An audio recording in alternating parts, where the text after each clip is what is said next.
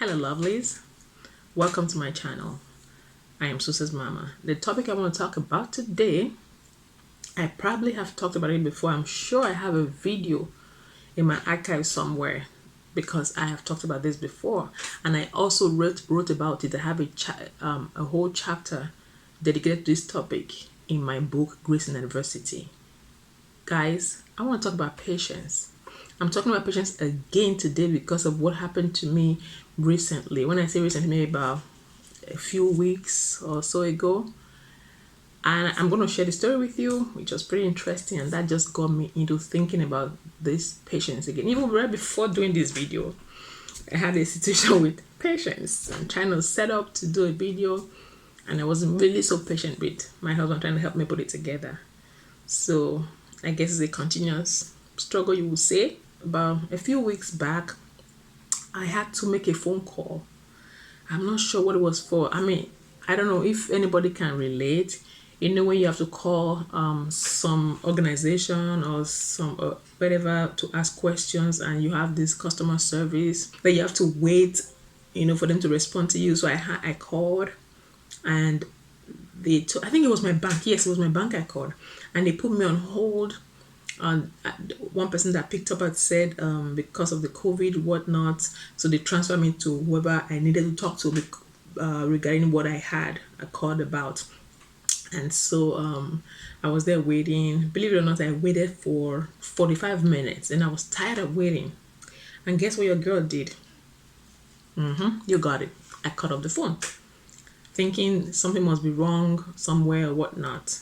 And I called again. I called again, and this time somebody answered the phone after I waited for another long. This time I waited for like an hour or so. Somebody picked up the phone, and guess what? Again, they could not hear me. Reception issue. Then I just got upset. I'm like, are you kidding me? I waited this long for me to now get somebody on the phone that couldn't even hear me because of reception and whatnot. And I was here shouting, this is what I need. And this guy on the other end could not hear a thing I was saying, and he hung up. So as I said, I really got upset, and I took a breather, and I called for the third time. And this time I got a very nice lady, but on my end I wasn't so nice to her, and I didn't really like that. I'm like, this is not me. So I was just telling lady, I'm so sorry, and my husband was on the other kind of like telling me to calm down. I'm like, I'm calm, I just feel bad. So I told lady, I'm really sorry, this is what happened. She's like, oh, I understand, I know what. But to cut a long story short, it was resolved, and where she sent me to, this time around I learned my lesson. I had to wait. I waited, and then I finally got helped. But after I hung up, I started thinking to myself, isn't that what we do with God though? Maybe we're going through something in our lives, God is taking us through something, or we are kind of venturing to something, whatever it is that we're doing, whatever it may be. It might even be your pursuit of God, it might even be you starting or doing a business, it might even be with your children, it might even be with your co-worker, whatever it is that requires you to be patient.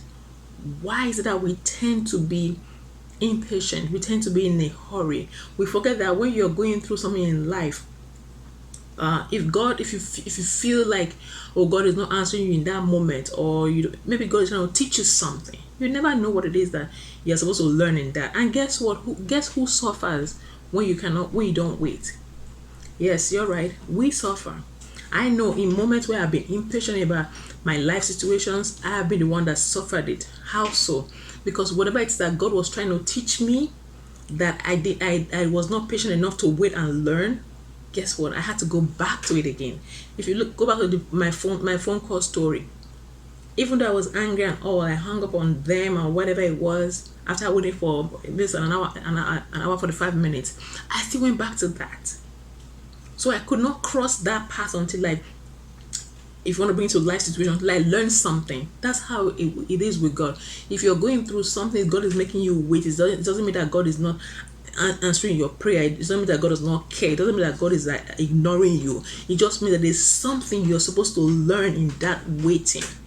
So I would really encourage you, if you can get a hold of my book, it's on Amazon. Just read that. There's a chapter about grace and adversity, and so I'm sorry. There's a chapter on grace and adversity about patience, and I really kind of talk a lot about that. I give an acronym of patience. There are lessons I gave an acronym of the word patience. There are lessons that we can learn from waiting on God. Just like the Bible says in Philippians 4:6, we should not worry about anything. We should not be we should be anxious for nothing, but by prayer and supplication we should make our request known to God, and make our request known to God and thank Him.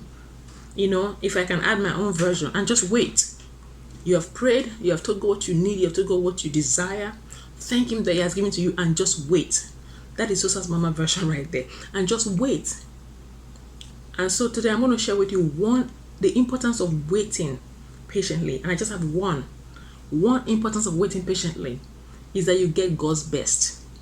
Beloved, and when you get God's best, you're happier for it. When you get God's best in whatever it is you are requesting God for, you have peace of mind. That is what you get. When you wait patiently on God, you get His best. It gives you peace of mind. Be it in a relationship, you're desiring to have a husband, you wait on God, you get His best, you have peace of mind.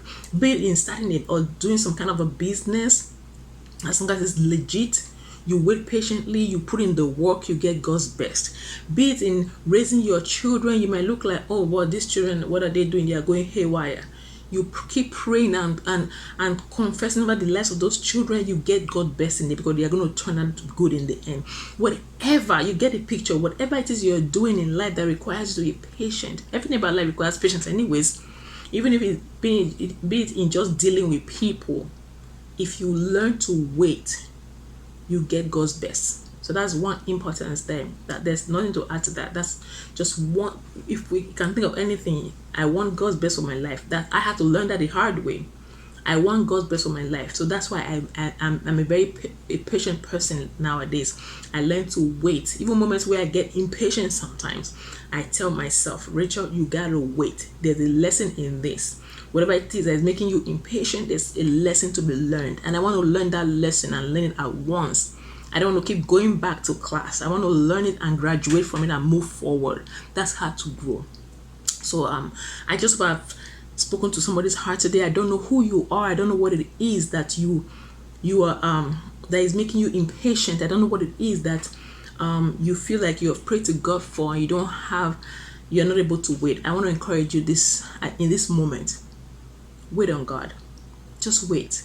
God has a plan for you. He's working on everything for your good. If you don't remember anything I said in this moment, remember this. God is working out everything for your good. And I just need you to trust Him. All right? Thank you so much, and God bless you. And I hope you have a great week ahead of you, and be kind to everyone that you come in contact with.